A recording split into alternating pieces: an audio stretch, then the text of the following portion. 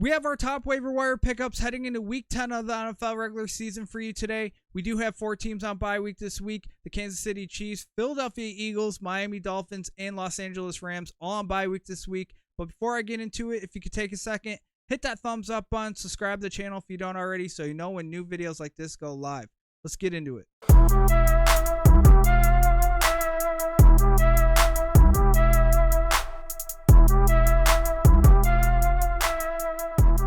Start off at the running back position. We have running back for the Baltimore Ravens, Keaton Mitchell, and he's someone I believe a lot of people are going to be targeting on the waiver wire this week. This past week, he had 9 carries, 138 rushing yards, and a touchdown. Now, I would only add him if I have room on my bench because I don't have a ton of confidence in him. Taking a look at his snap counts, he only played 18% of snaps this past week, which equated to only 14 total snaps. Outside of last week, the only other time he saw the field was in week 7 where he played 3% of snaps, which equated to only 2 total snaps. So I don't have a ton of confidence in him. Maybe he earned himself a role after last week's performance, but I'm only adding him if I have room on my bench. Outside of that, I'm staying away from Keaton Mitchell.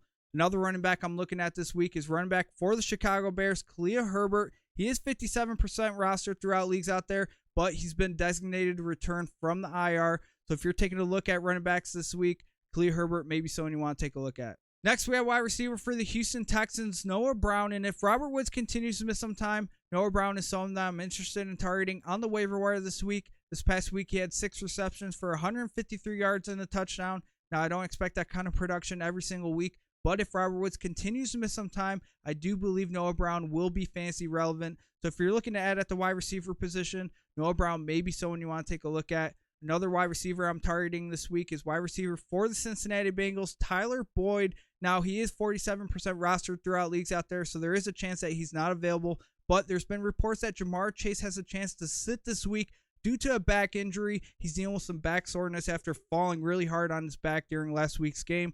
So get ahead of the curve. Add Tyler Boyd if he's available before the news comes out that Jamar Chase is out, because if Jamar Chase is out, Tyler Boyd becomes a viable fantasy option, someone that I'm willing to start this week. So if you're looking to add at the wide receiver position, Noah Brown and Tyler Boyd, maybe someone you want to take a look at. Next, we have tight end for the Atlanta Falcons, Jonnu Smith, who had a really good week this past week. He had 6 targets, 5 receptions for 100 yards, and a touchdown. Now, I don't expect that kind of production every single week, but if Drake London continues to miss some time due to a groin injury, I do believe his absence benefits Jonnu Smith. So if you're looking to add at the tight end position this week, Jonnu Smith may be someone you want to take a look at. We have our quarterback of the week, quarterback for the Atlanta Falcons, Taylor Heineke, going up against the Arizona Cardinals, and this Cardinals defense has not looked good this season. I like the spot for Taylor Heineke, who's expected to be the starting quarterback for the Falcons going forward. Pretty crazy, Desmond Ridder getting benched, but I like the spot for Taylor Heineke, and he's my quarterback of the week. I also want to mention quarterback for the Arizona Cardinals, Kyler Murray, is expected to start this week.